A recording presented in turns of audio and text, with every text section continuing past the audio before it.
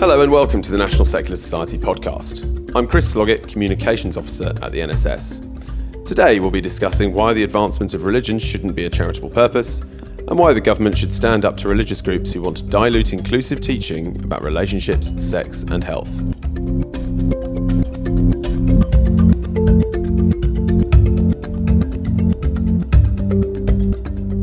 In a recent report, we highlighted the harm done by allowing organisations which exist solely to advance religion to claim charitable status. The report revealed that over 12,000 charities claim their status only on the basis that they promote religion, with some using public money to promote extremism and harmful practices. The report was covered in a variety of press outlets, including in the Observer newspaper and on BBC Radio. I'm joined now by our campaigns officer, Megan Manson, whose research was instrumental in producing this report. Hello, Megan. Hiya. So, firstly, do you mind just sort of telling me a little bit about what you found out when you were doing all your work on this report during your research? Okay, so this report, which is called For the Public Benefit, the Case for Removing the Advancement of Religion as a Charitable Purpose, its main finding was, as you said, that over 12,000 charities are set up to do nothing apart from advancing religion, or so it seems. And the reason for this is that the advancement of religion is one of the 13 recognised charitable purposes according to charity law. So there's many different charitable purposes. There's the relieving of poverty, education, I think facilitating sports is another one, and advancing religion is one of those 13. So what it means is an organisation can set itself up as a charity for simply holding activities which are deemed to be advancing religion in any shape or form, even if it's very, very difficult for most people to recognise any public benefit to that particular activity. Yeah, so in some cases this is particularly shocking, isn't it? And you uncovered some examples where charities are claiming tax breaks despite the fact they're actively doing harm. Do you mind just telling us a bit about that? Well, registered charities are exempt from most forms of tax by the very virtue of the fact that they are charities, because they are supposed to be serving a public benefit. But many of the charities we examined didn't seem to be doing this at all. And as you said, some of them, I think you could argue, are causing more harm than good. We found registered charities which are promoting and facilitating gay conversion therapy. We found charities training people to perform religious, so non-medical circumcision on babies. We found charities that exist to certify non-stun religious methods of animal slaughter, which are generally regarded as cruel. And we found charities promoting extremist political ideology as well. So these are charities which are being given the opportunity to benefit from charitable status simply because religion is seen as a good thing and they are religious, therefore what they're doing must be good. I suppose that's the logic that gets applied. What do you think is the solution to this? Well, the solution we proposed is on paper quite simple, and it's simply to remove the advancement of religion as one of the charitable purposes. So if a religious charity is providing a public benefit, a genuine public benefit, it should be easy for it to register under one of the other 12 heads of charity, for example, education, helping the poor.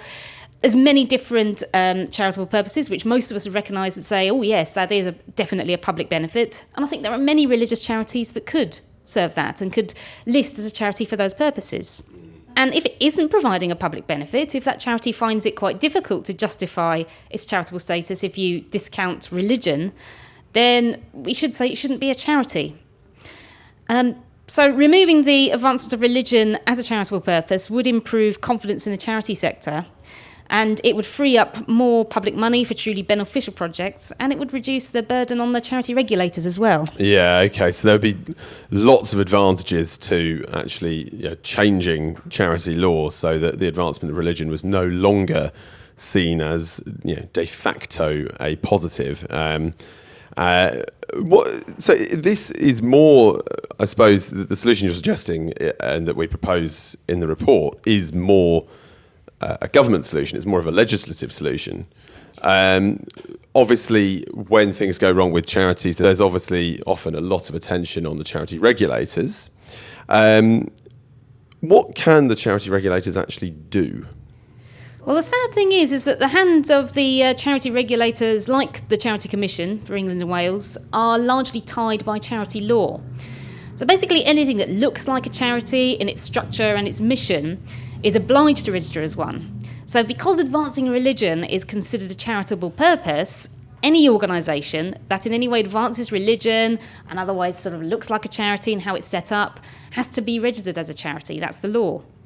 Another problem is that it is very difficult for charity regulators to deregister organisations that are found not to be providing a public benefit.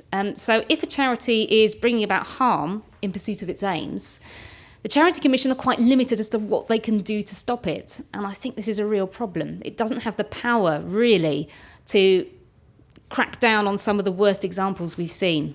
Okay, so it is legislative change that's the main thing, and I mean, I know we've reported some charities to the regulators as well, haven't we? Particularly the Charity Commission for England and Wales. But yeah, it is interesting, I suppose, that it's almost that their hands are tied. Okay, I mean, a possible comeback to this report. So just anticipating an argument from our opponents. I'd say anticipating, it's actually an argument that we tend to hear quite a lot, is that many religious charities do good. Obviously, a lot of people would say, well, religious groups often do alleviate poverty, or they provide education. And how does the report actually handle that? Well, the report acknowledges that there are many people who are motivated to do charitable work through their religious beliefs, and we support that. We think that any organisation that is providing a genuine public benefit should be equally eligible for charitable status, regardless of whether or not it has a religious ethos. Removing the advancement of religion would create a better environment for those genuinely beneficial religious charities to flourish. Because if you weed out the non-beneficial or the harmful charities, this would increase confidence in the charity sector, so more people are willing to donate their money. And it would free up the resources of the charity regulators so they can actually look after these charities more efficiently. Okay, so I mean, I think it's quite a comprehensive answer, isn't it? That we're not calling for religious charities to be stripped of their status automatically. It's just the idea that if you are promoting religion, that should not be de facto a charitable purpose. So it's essentially religious charities would be subject to a secular public benefit test. I think that's really important to stress, isn't it? What have we done about this then? Obviously we've written this report, there's been all this research. What have we done? Well, we sent the report to key stakeholders to make this case, removing the advancement of religion as a charitable purpose. And this whole area has become a new key campaign area for us. We're proactively monitoring religious charities to identify potential problems and work with the regulators in improving this sector. We've already reported a number of problematic charities to the Charity Commission, and action has been taken as a result. So, for example, we found several charities running mosques that were, their websites were endorsing extremist messages, like calling for the killing of apostates. And we reported these to the Charity Commission, and they've said that they would engage with these charities to remind them of their particular duties as a charity. And a lot of that extremist material is now gone from those websites, I'm happy to say. Okay, so we can. We're trying to fight the big fight and several smaller fights at the same time, I suppose. Yeah. And I suppose, how can people listening to us who agree with what we're saying, who think, there should be a secular public benefit test, religion isn't de facto a source of good, it's not necessarily a charitable purpose. How can they help us to make the case? Well, one of the best ways people can help is to spread awareness of this issue, because at the moment, very few people realise that a lot of people wouldn't even realise that religious organisations are charities. And I think very few people know that the reason why they seem to benefit from seemingly unjustifiable tax breaks is because they have this privilege in charity law that advancing religion in and of itself is recognised as a charitable purpose. So we need to get the word out that religious privilege must be removed from the charitable sector, and that all charities, whatever their ethos, should be held to the same high standards in demonstrating a tangible public benefit. And one of the easiest ways you can do this is to write to your MP about the issue. And we've got a template email for you to do this on our website. So if you just go to our website, which is secularism.org.uk, you'll find a button that says Get Involved. And if you select under the menu Write to your MP, you can select the letter from there. And of course, please do read the charity report itself, which you can download from our website for free.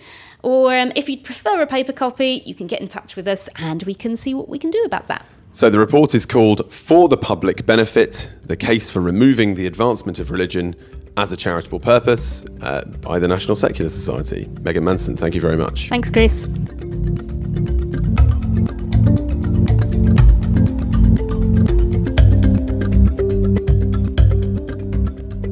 And now, religious campaigners are stepping up their efforts to shut down teaching about relationships and sex, which doesn't conform to their narrow worldview. This week, BBC Panorama reported on mainly Muslim protesters who have gathered outside schools in Birmingham for months in an attempt to get them to change their curricula, with some support from reactionary groups among other religions as well. Meanwhile, the government is making it compulsory to teach relationships and sex education from September 2020, but it's made some concerning concessions to religious groups. I'm joined to discuss this by our Education and Schools Officer, Alastair Lichten, who's been monitoring these stories and coordinating our response to them. Hi, Alastair. Hi, Chris. So this is a huge topic, really, which has been in the news regularly for many months now. There are also at least a couple of parallel ongoing stories here, as I suppose I've just been outlining. So just to start with, could you summarise why there are protests in Birmingham and elsewhere and what's going on with regard to that? For years, there's been momentum behind making RSE statutory and inclusive in England, Scotland and Wales. Now, pretty near the only opposition to this has been from regressive religious groups. We've seen this opposition take different forms. So if we were having this conversation this time last year, we'd probably be talking about mainly reactionary Christian groups. We happen at the moment to be talking about mainly reactionary Muslim groups. Yep. What has got a lot of press coverage and is the big thing at the moment are predominantly Muslim campaigns touring the country, spreading misinformation and encouraging parents to protest outside schools and target LGBT teachers and allies. This is very nasty and a very dangerous moment. So what's your assessment of the way the government's responded to this? How could it show the schools more support? I have to say that the DfE's response has been inadequate. And that's not me just reflexively bashing the DfE. I can point to good things they've done about this. But they needed to do a lot more, a lot earlier, and a lot louder. When you have a mob outside a school shouting homophobic abuse at teachers, at public servants, that needs to be damn near number one priority for the Education Secretary. There needed to be a strong public rebuttal of the misinformation and lies being spread about RSE. There needed to be a message early, public and loud to all schools that not only is inclusive RSE an option that schools might select, but is required by this legislation. By attempting to appease reactionary religious groups elsewhere, the DfE made it harder to confront these groups. And it just goes to show that bullies can't be appeased, they need to be confronted. The DfE needs to support Ofsted in making absolutely clear that schools which fail the legal requirements for inclusive RSE will be held accountable. So it's partly about messaging and it's partly about, I suppose, legislation and or the sort of the more concrete methods of accountability. Yeah, defending what's there. Okay. So I suppose that moves us possibly quite nicely to government guidance. And so meanwhile, the government has made it compulsory for schools to teach about relationships, sex and health in all schools in England from September next year. This is a step forward, but you're concerned about dilutions for religious groups. Yes, Sam. I think I'll just quickly correct in my previous answer. I talked about both legislation and guidance. The legislation requires the government to bring in the guidance. The guidance is what says what needs to be in RSE. Then that filters down to school policy.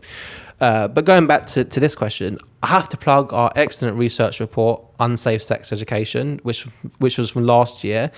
And that really showed how discriminatory, inaccurate and shame-based RSE is still taught in many faith schools. I guess that's hardly surprising given the institutional homophobia in every faith group which runs schools, particularly the two largest providers, the C of E and the Catholic Church. That's not to say there's not good practice and there aren't faith schools which don't allow their faith ethos to dilute or to disrupt RSE. Beyond that, the requirement for all schools, not just faith schools, to take into account the religious background of pupils creates two problems. Firstly, it encourages faith schools to try and push the boundaries to make RSE less comprehensive and less inclusive. So Catholic schools not wanting to teach about reproductive rights, other faith schools not wanting to teach about LGBT issues. And secondly, it encourages religiously motivated parents to believe that they can restrict RSE in non-faith schools. So if we look at these protesters outside schools in Birmingham are saying, you're not taking into account our religious background. Again, it is partly about just the message that it gives to people who are just seem to be completely set on trying to bully the government and indeed individual schools, which is an easier thing to do, to bully individual schools. It's the DfE has tried to appease religious groups, and then when groups like the National Secular Society have gone and pointed out this problem, and the great problems caused by this very unclear language about taking people's religious backgrounds into account, the DfE then try and appease us and try to appease LGBT inclusive groups by saying, "Oh, don't worry about it. It's not going to cause this problem that you're crazy. It's not going to cause this problem in schools." Actually, the evidence shows it does. Okay, yeah. So it's trying really to triangulate on something where it really just needs to be a bit more non-negotiable, I suppose. So those who disagree with us often say parents have the right to decide what children learn at school. What's your response to that argument? Well, parents have the right to raise their children in accordance with their beliefs, but schools don't need to kowtow to these beliefs in every instance.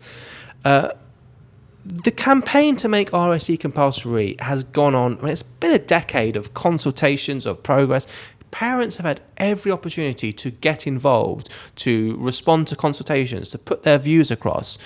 When schools create their RSE curriculum, they speak to parents. Parents have every opportunity to put their views across, but a small minority of parents that basically don't want certain issues covered, they don't get just then to override that whole process.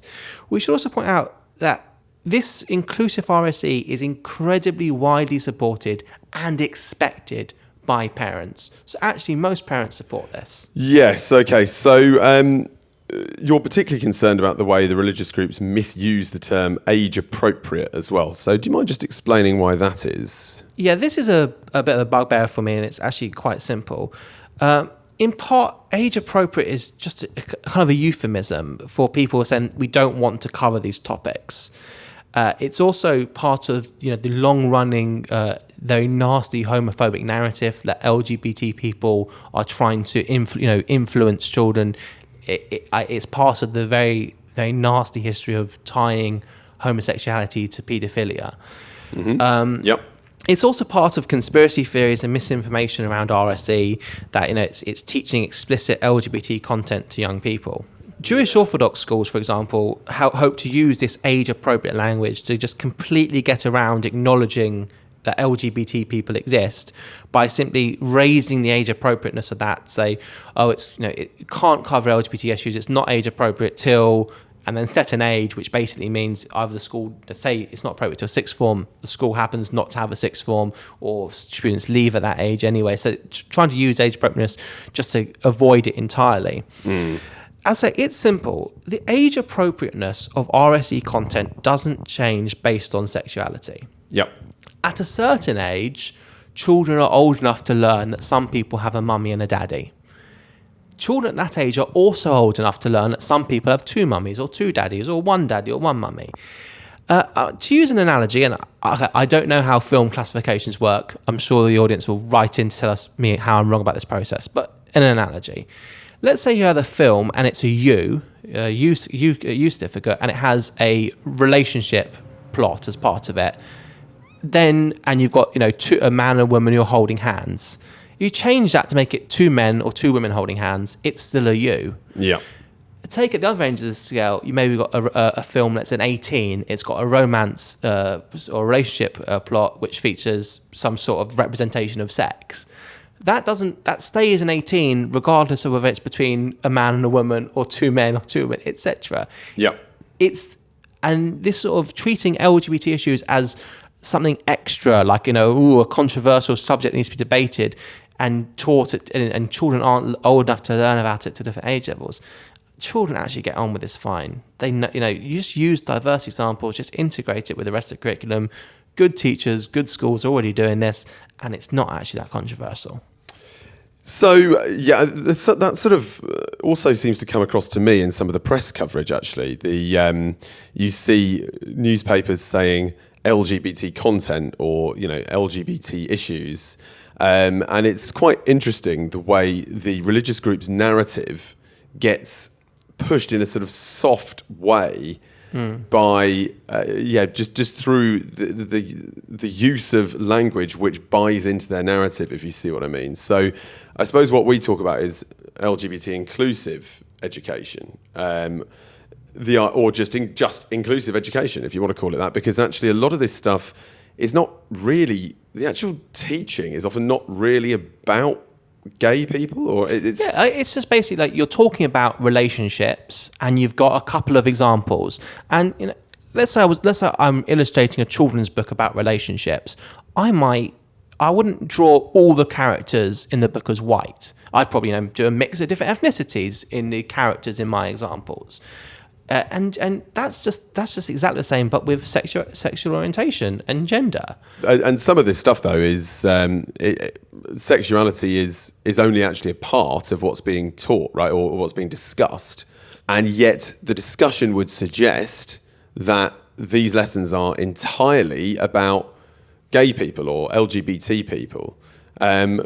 There's a danger that people who follow this casually get the wrong end of the stick and misunderstand what's actually being taught, I suppose. Yeah, I understand that, and I think that is a bit of the risk because actually we're doing a lot to respond to this because there's a lot going on. But I would rather not be talking about this, to be honest with you. I would rather this was just basically so uncontroversial, and so this should be the same level of controversy as finding out that you have a textbook that has pictures of different people with different ethnicities on it. That's really how controversial it should be. Mm-hmm. Okay, so just moving on to our own role on this, what are we doing to keep the religious groups in check?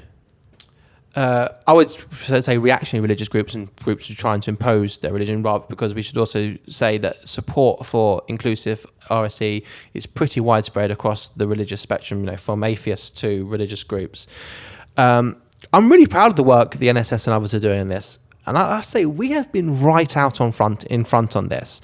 We've been consistently warning of the problems with the RSE guidance, that vague language about taking different people's religious backgrounds into concern. We predicted and we said straight away how this was going to be exploited.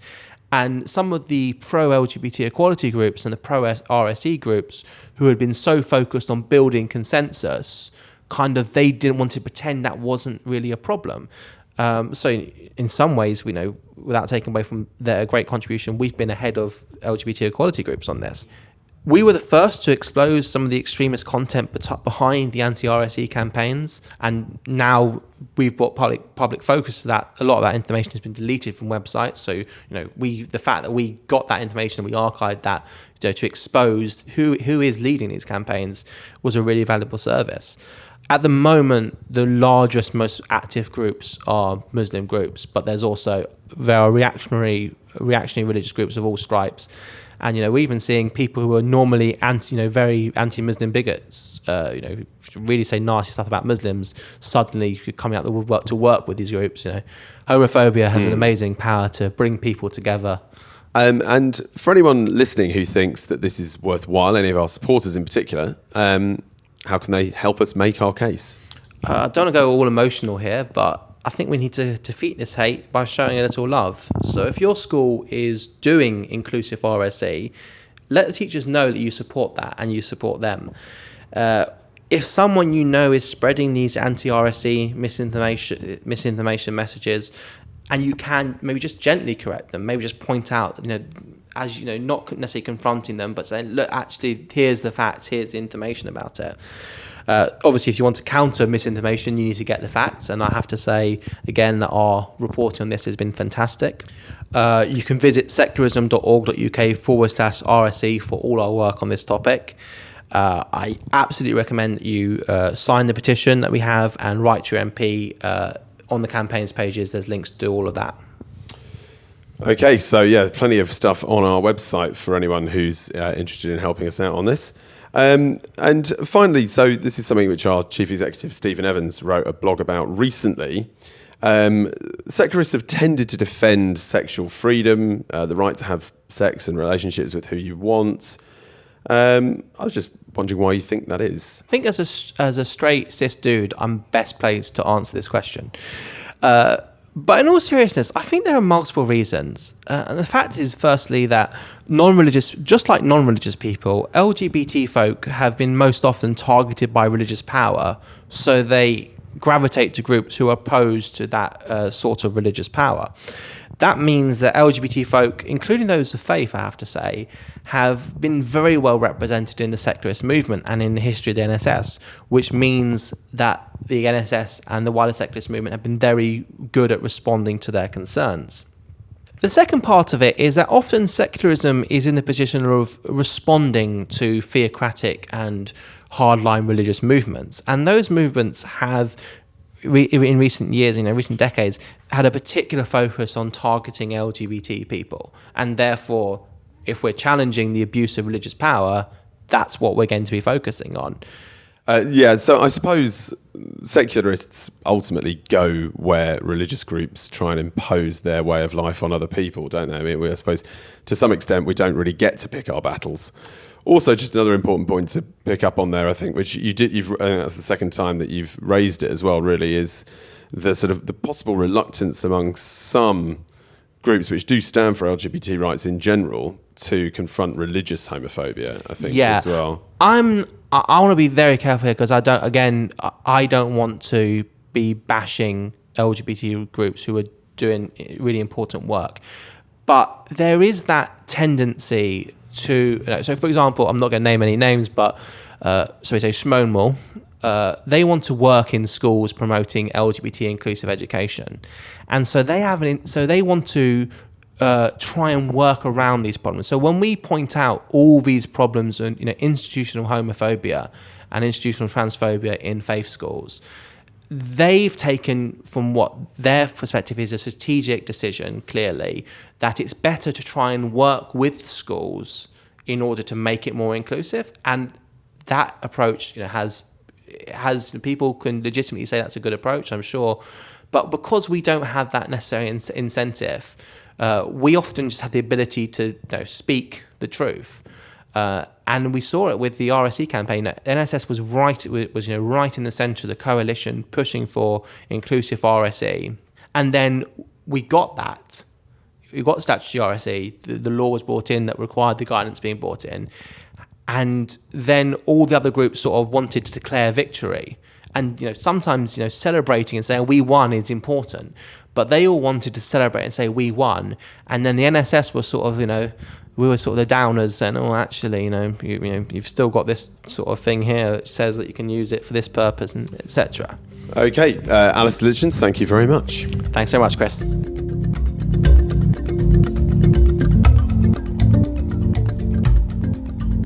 And if you're keen to join the pushback against religious groups who are trying to undermine inclusive education, you might consider coming to our Bradlaugh lecture with Andrew Moffat in Manchester on the 7th of September. Andrew was targeted by mainly Muslim protesters for promoting inclusive education at a school in Birmingham. There are more details on our website at secularism.org.uk/events. Alternatively, you can join or donate to the NSS on our website. There are links to everything that we've discussed in the show notes. Thank you for joining us on the NSS podcast. We'll see you next time.